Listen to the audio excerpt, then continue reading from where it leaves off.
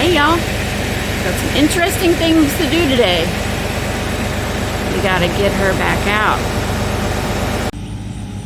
So in my last video I talked about having some critters in our corn. As you can, I hope you can see. Let's see if I can get in there a little bit. Right over in here. I've got a bunch laying down. There's a bunch laying down over there. Critters getting in here and climbing up the stalks, taking stalks. We've got them all over on, or taking ears of corn. We've got them all over the yard. They take them over there to the woods and eat them. But it shouldn't be too much longer that we'll be able to pick them, and we'll see how we did this year. So here's one that's been open and eaten. But we should get in here within a week or two and get see how the corn's doing. Hopefully we'll get enough to can this year. So this right here is our where the beans were. We pulled the bean plants as we went along, and of course, you know, the weeds were as high as the beans, so it made it, you know, easier on us to be able to just pull the whole plant as we were picking.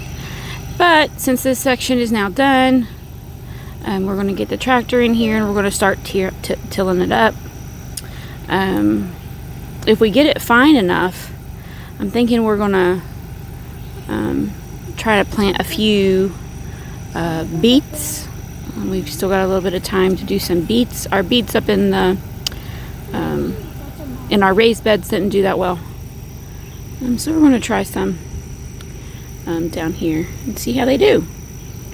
But we got to get these weeds under control. It's crazy.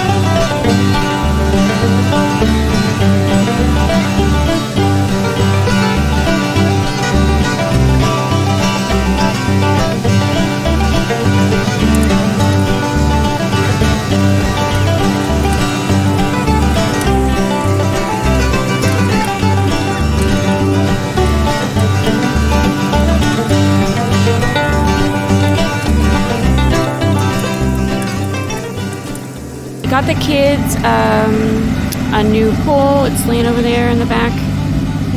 It's a little bit of a bigger pool than what we have been getting. We've just basically been buying, you know, those basic blow-up pools for the kids every year, and wanted to give them something a little bit nicer. And we finally found one with the metal frame on it in stock. They've been sold out super quick, so we just wanted to have just a little bit, something a little bit nicer, because that one right there is the one that we had out here at the beginning of the season, and of course it was just not the greatest. So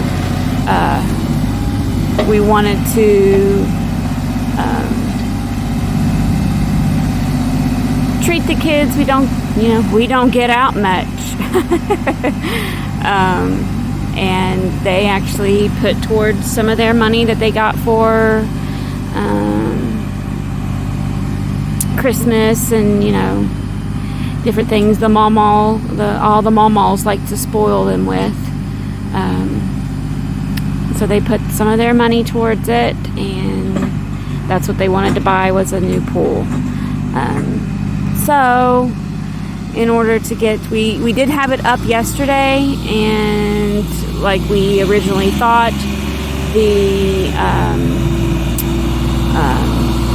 just like the other pools, it was a bit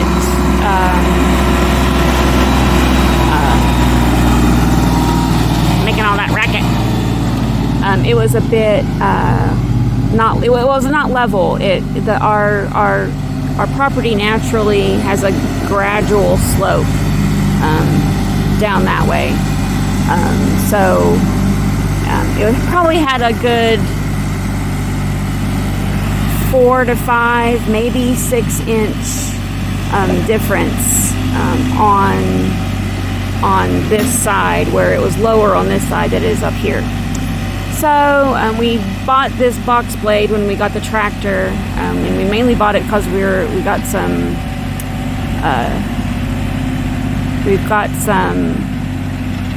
yard or driveway work to do. We're gonna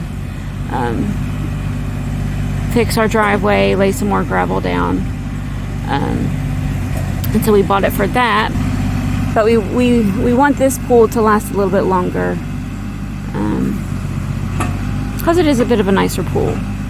So we're going to give it a good try and get this ground level so that it can lay flat on there. I'll give you an update in a minute. Update on the pool. I was showing you guys we were leveling out the property here. That day was Saturday. We did end up having to kind of rush it a little bit. It started thundering and lightning and all that fun stuff. So we had to, we finished the ground, we leveled it, put a level out, 2x4 and all that, and it looked pretty good. So we went ahead and just went with it. We got the pool sitting up over here. Filled it up a little bit so it wouldn't blow away with the storm rolling in. And then the hubs has been, let's see, today is Tuesday. So we've been slowly trying to fill it up for, well, I guess officially since Sunday. We started really working on it on Sunday. We filled it up a little bit on Saturday, but not too much. So we've been slowly filling it up for about 3 days. Finally got it. And it's pretty good. We have a little bit of a low spot on that side. But as you can see, it's really not that, it's not that off. But we got the pump hooked up. We're gonna get the kids in there we've got our pool net, but we thought we'd give the kids something fun to do later on, and we'll get them in there to kick up those leaves, and we'll clean it out the rest of the way. But yeah, it's all ready to go. Now I just gotta find me a giant inflatable chicken floaty, and I will never come out of this thing. So I've got my tomatoes washed and ready to go.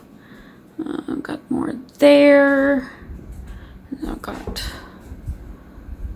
some here, and I'd already started cutting some. I've got probably about 50 pounds of tomatoes that were ripe and ready to go. And that's about as much as I needed. I'm making sauce this time around. Something that we have found recently with our tomatoes in the garden is we are lacking in calcium. A lot of the tomatoes that were outside had blossom end rot. But this is what we do with our tomatoes. Shoo, Natty. We pretty much pick them green. The majority of them are green by the time that we get them. whenever we pick them. They're green. And then we put them in boxes. I'm trying to see if I have... I had just went through these before I don't have one. But I'll show you. I guess I can show you the one I was getting ready to throw away. So we pick them and we put them in these boxes, and then we put a banana in the box, depending on the size. And we had some pretty large boxes that I cleaned out that had 2 or 3 bananas in them. But just a little trick, bananas, as we all know, they ripen pretty fast. And so when you, like, there's like a scent, is how I've always put it, is that there's a scent that they give off. And all fruits and vegetables will do it. They put off a scent when they ripe, and that's what, like, it's like a chain reaction. They keep ripening. And so if you put the banana in the box with the green tomatoes, that banana will then put off the ripening scent, and it'll get the tomatoes to start ripening faster.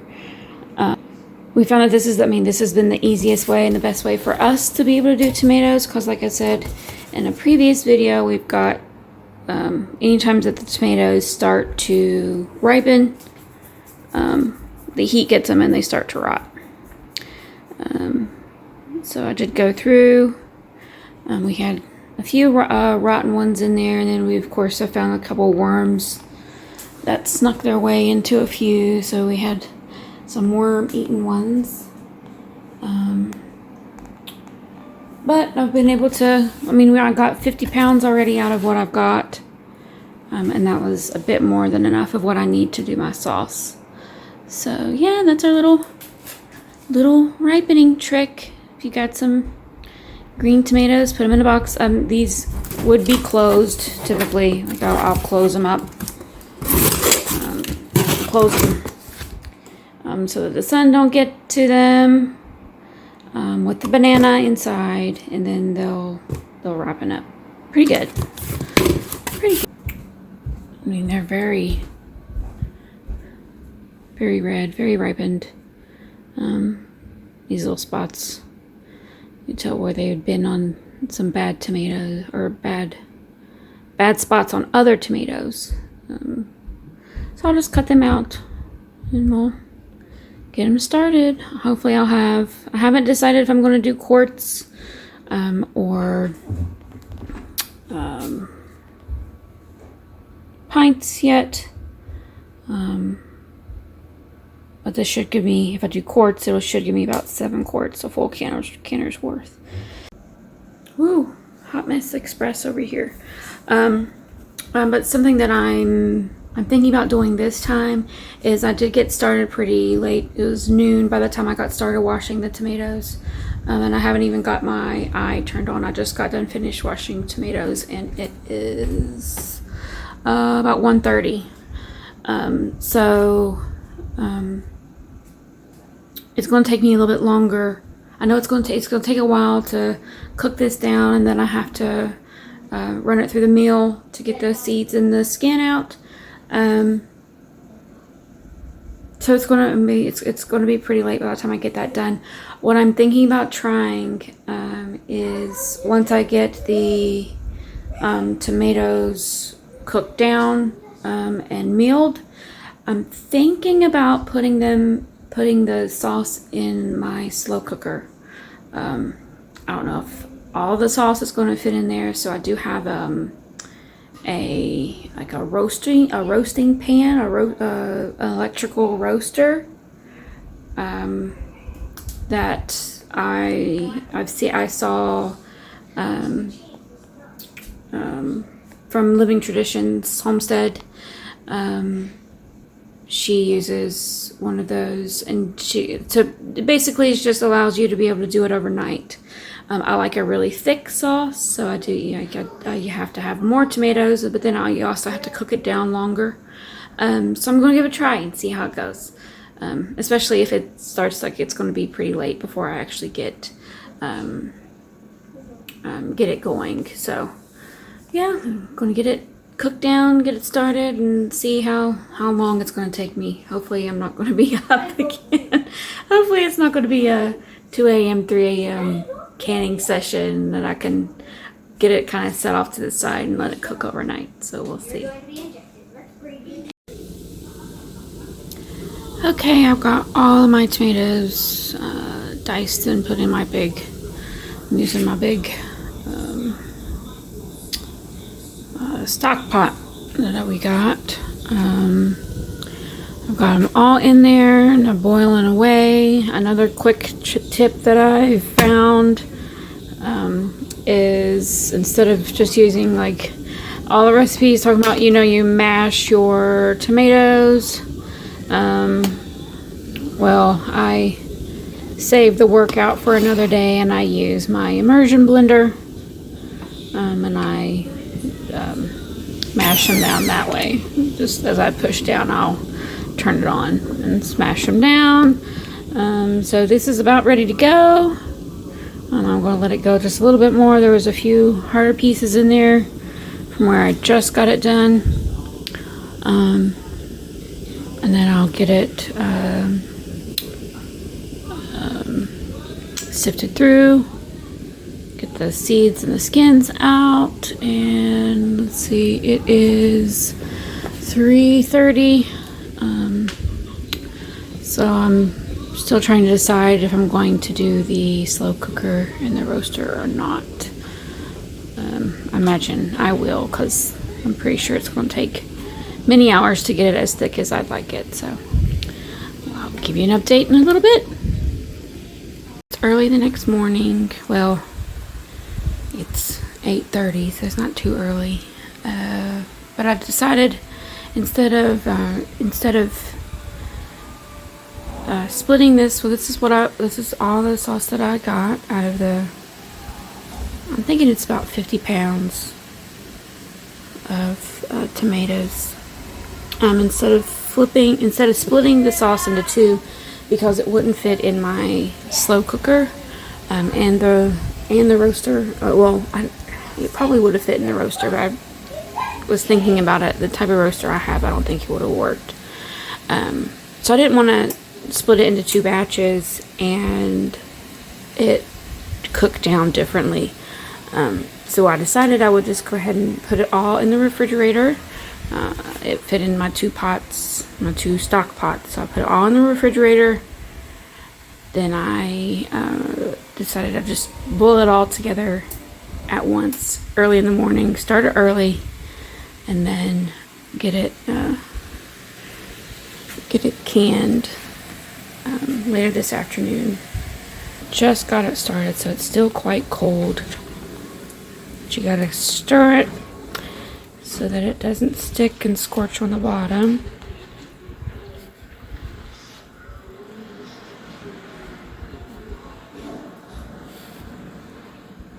But yeah, we'll get it finished today. Two-day canning session. It's a lot easier than staying up till 2 a.m. in the morning.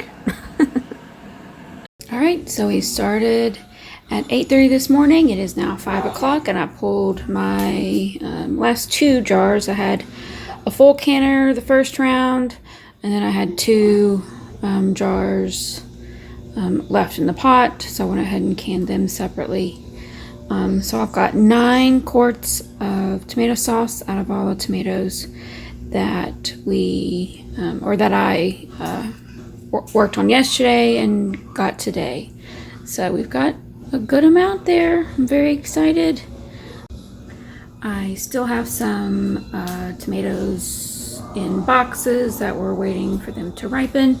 So once I do them, I haven't decided if I'm going to do, depending on how many I have, I haven't decided if I'm going to do sauce or if I'm going to go ahead and do some diced tomatoes, because I'm running low on those. But yeah, we got it done. I've got 9 wonderful jars of sauce. That's going to be very nice to have, especially because I'm starting to run out of last year's batch. So, yeah, all done. We'll see y'all later.